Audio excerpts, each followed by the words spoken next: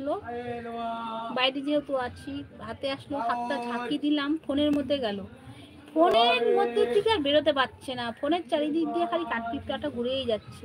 আম গাছ থেকে পড়েছে, যেখানে আম গাছ আছে, এই যে দেখো তার গোড়াগুলো, শিকড়গুলো দেখতেই পাচ্ছ তোমরা, আম গাছ, কাঁঠাল গাছ, কোনটা শিকড় জানি না, যাই হোক।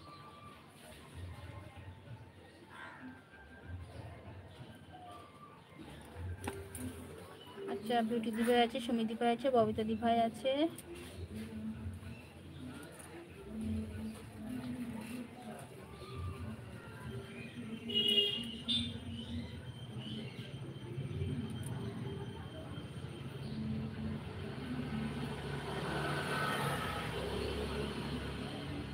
রিম্পা দিভাই আছে, সুমি দিভাই আছে। ও রিম্পা দিভাই, তুমি বলছিলে না আমার কথা শুনতে পাবে?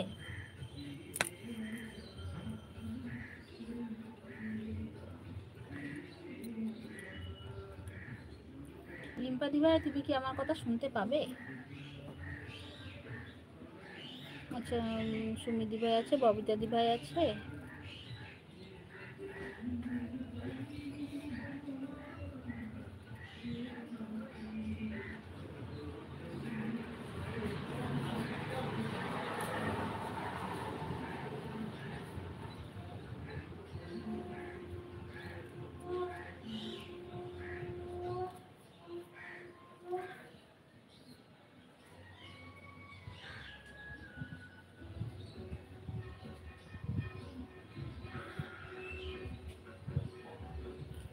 টিয়া দিদিভাই আছে, ববিতা দিভাই আছে,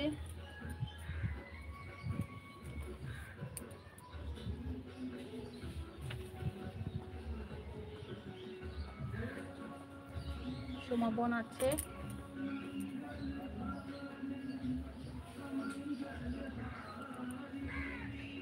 সোমা বোন আছে, সুপর্ণা বোন আছে, ববিতা দিভাই আছে, সবাই আছে। গানের সাউন্ড পাচ্ছ তোমরা? একটু দূরের বাড়িতে বাজছে, এবার বোঝা যাচ্ছে কিনা।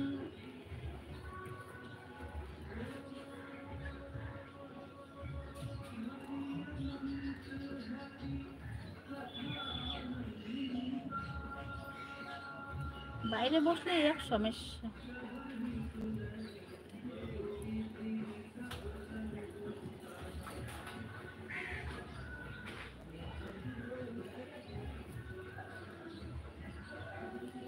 আচ্ছা, ববিতা দিভাই আছে, সোমা বোন আছে, সুমি দিভাই আছে, সবাই আছে,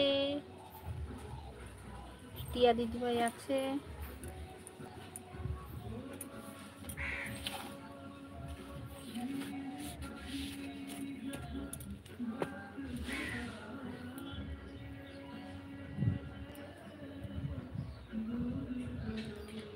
ঘুম আসছে কি গো, হাই তুলছো?